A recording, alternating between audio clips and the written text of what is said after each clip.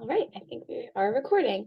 So, good morning, everyone. Today I am here with Taylor Horn, the Director of Recruitment and Retainment for the University of Maryland's Community Learning Garden. Before we jump into our discussion on food justice and our questions, Taylor, would you mind introducing yourself and talking a little bit about your position? Yeah, absolutely. So I'm Taylor. I'm a senior and I'm the director of recruitment and retainment for the Community Learning Garden. So, kind of what that role entails is managing all of our volunteers, managing our events. So, coming up with events, keeping members and volunteers engaged with the garden, trying to recruit more people. And I also serve as the AGNR Student Council Club representative. So I get to go to the student council meetings every other week and get to do a lot of input from what the garden has to say into different aspects of the AGNR school. So it's kind of a lot to balance, but it's with the help of my team. So we all kind of work together and yeah, it's great. It's really fun. Awesome. You seem pretty busy, and congrats on being a senior. I'm a senior also. Thank you. Oh my Exciting. gosh, congrats. So now for some of our students who might not know what a community garden is or how it actually affects the populations that live in areas that have a community garden, can you just get into that a little bit and how you would describe a community garden? Yeah, absolutely. So, and I'm going to speak more on our community learning garden at the University of Maryland, but I would believe this goes for any community garden. But essentially, we are a garden. We're located between Epley and the School of Public Health, and our goal is to just make an accessible, safe space for people to come and learn together and grow together. One of our goals is just to have students from all different backgrounds be able to access this space. And so we consider ourselves a living classroom. And so we grow a variety of produce, different plants, different herbs. And previously, before the pandemic, we had members of the outside community come and they were able to rent different plots in the garden and grow their own produce and be able to take whatever they grow. But with COVID, we had to stop that. And so we switched to donating all of our produce entirely to the campus pantry to kind of, address that need that we have in the community because we also at UMD, we have a survey that found that 1 in 5 students are food insecure.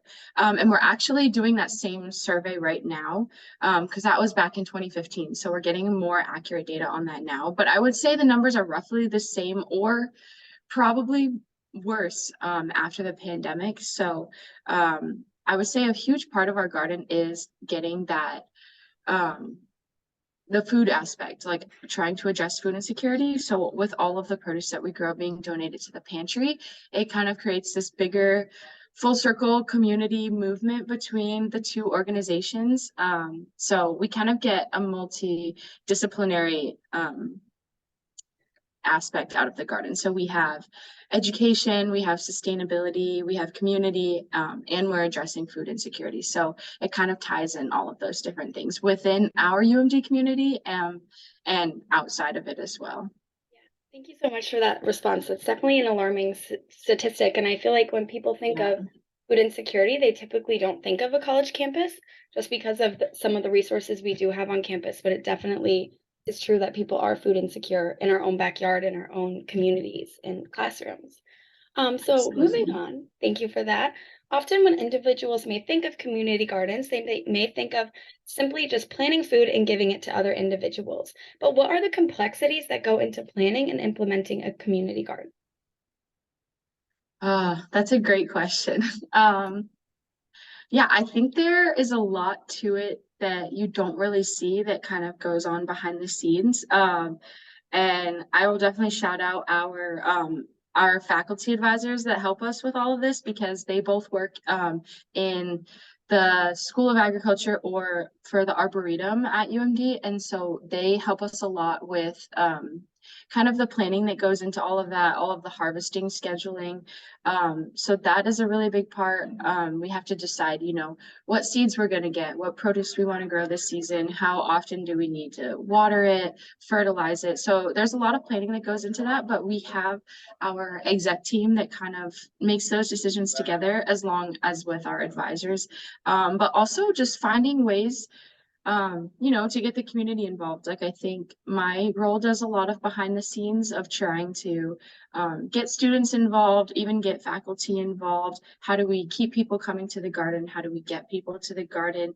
How do we let people know about the resources that we have, you know, at the campus pantry? I think one of our biggest goals that we're trying to work on right now is just outreach, because you know, so many students will walk by the garden. It's right next to our gym on campus, but so many people will tell us, oh, I pass by that all the time, but I never knew what it was. Like I thought it was a class. So like how do we engage those students, and how do we get that out there that we are open to everybody? We're all volunteer run.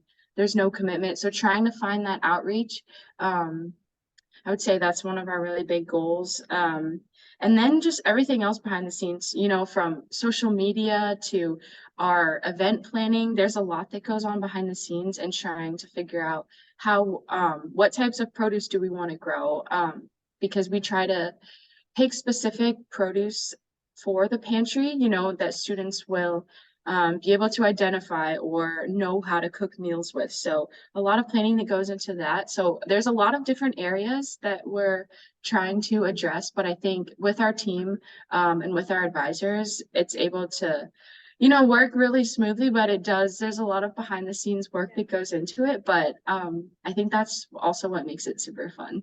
Yeah, definitely. And I think when we share this recording with students, there will be some people that are like, oh, wow, how can I get involved? So hopefully we have some Absolutely. people that want to get involved with that.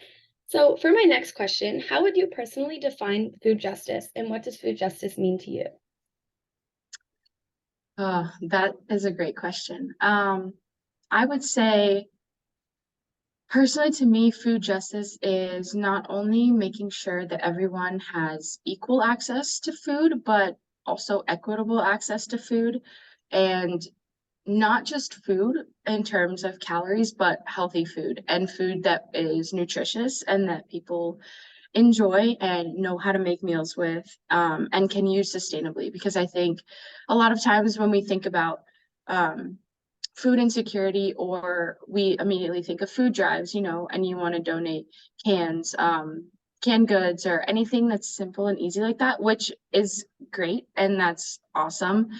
But I think food, like in College Park, for example, we have grocery stores, and we have places you can get food like all over, but um, a lot of those places don't have healthy food options or affordable food options. And so a lot of times, you know, if students don't have cars, they have to go somewhere they can walk to. And if you don't have, you know, healthy groceries there or affordable groceries where you can walk to, then that's also another form of food insecurity. And so I think it's addressing these, you know, complex issues that we don't really think about when it comes to food security. Um, and so I think that's another thing that the campus pantry takes a really deep look at, because food justice is so much bigger than we initially think about. It has to do with transportation, with calories, with health. And so I think finding the way to address food justice has to look at all these complex issues. And that's a really hard task, but yeah, I think food justice, that's a great question, because I think food justice, and I didn't know all of this until, you know, I took policy classes or I started working at the pantry and the garden. Like I didn't realize how complex of an issue food justice is. And it's not just about getting food, but it's about getting certain types of food that people can use sustainably and affordably, and have healthy food options as well. Yeah, definitely. I just want to thank you for your response. I really liked how you mentioned know how to cook with and enjoy, because I think there is a level of cultural competence that sometimes just gets overlooked when it comes to food justice, because we think, oh, just give them healthy vegetables, like just give them these types of foods. But really, if they don't enjoy them, then what's the point? We do have to take that Yeah, into account as well. So thank you so much for that response. yeah. I'll mention the campus pantry again, but I mentioned that because that was something I never thought of when like the terms food insecurity or food justice come up. But at the campus pantry, we do cooking demos every week. So we use ingredients from the pantry and then do a demo on like meals you can make.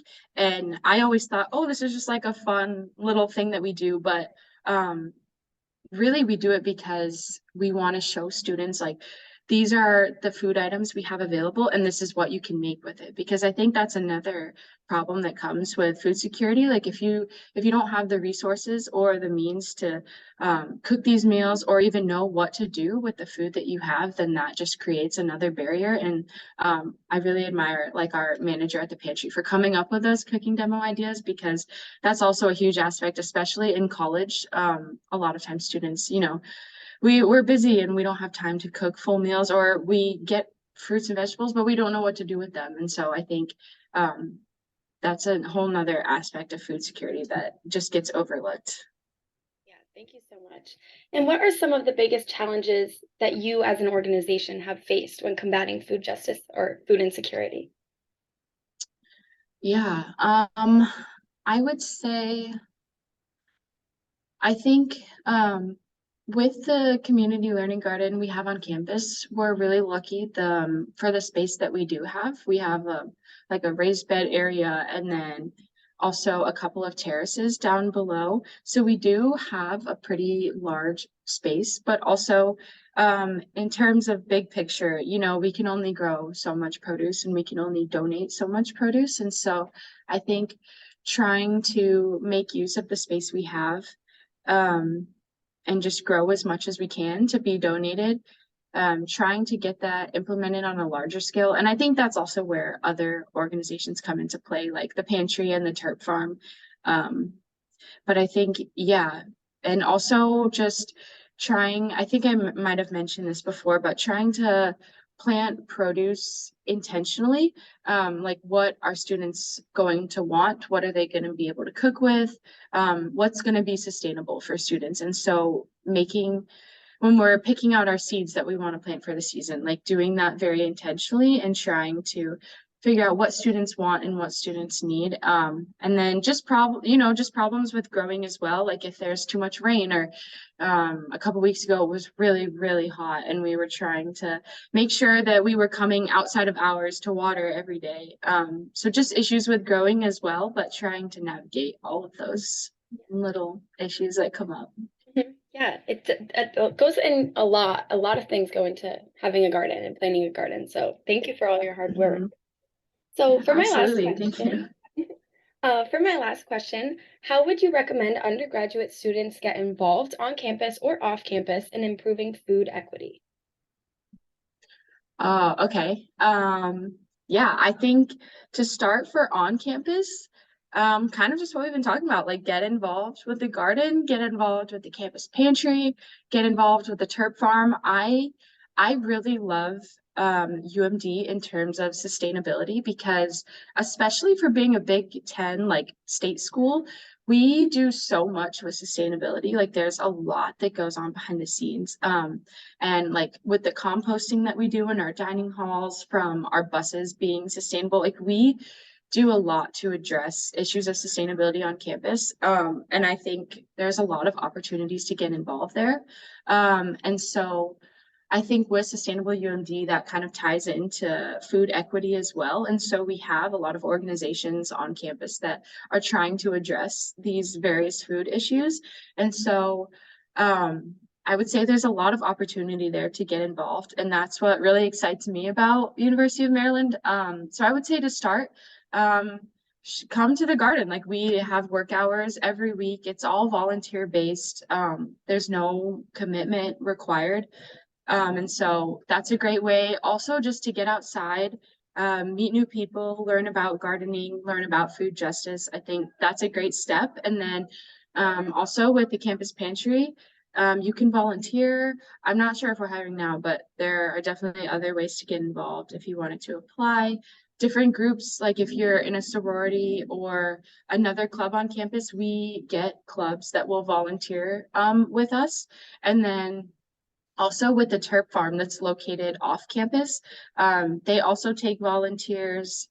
There are plenty of ways to get involved. You can do tours, but I would say just start by like talking to people in these areas. Like even if you don't know, if you can't commit to volunteering, like just stop by and ask some questions, because everyone who works at these various places would love to talk to you about it. Because I mean, I'm speaking for myself, but I think we all love what we do at these different organizations, and so we would love to have people to talk to. And also farmers market, we do have the farmers market today. That's a great way to learn about food justice as well, because we have a campus pantry tent that's set up, and that kind of embodies the garden and also the farm underneath that umbrella.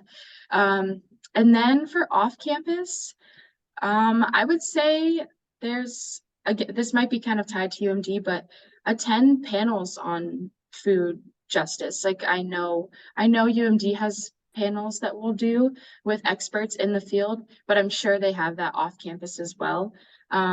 Get involved with your local garden. Like there are community gardens everywhere on a small scale and on a large scale. So like literally just Google your hometown and then there's probably a community garden there. So just get involved, talk to people, go to your local food pantry or food bank if there's one near where you live, and just talk to people. Like I think that's the best way to learn about it, because the people who work in these fields are really passionate about what they do and they love what they do. So I would say just start by having a conversation, and then if it intrigues you, volunteer or get involved. I think it's a great topic to learn about, and I think there's a lot to learn about, and it's very distinct for each geographic region that you're in. So I think learning about it where you want to is also a great start.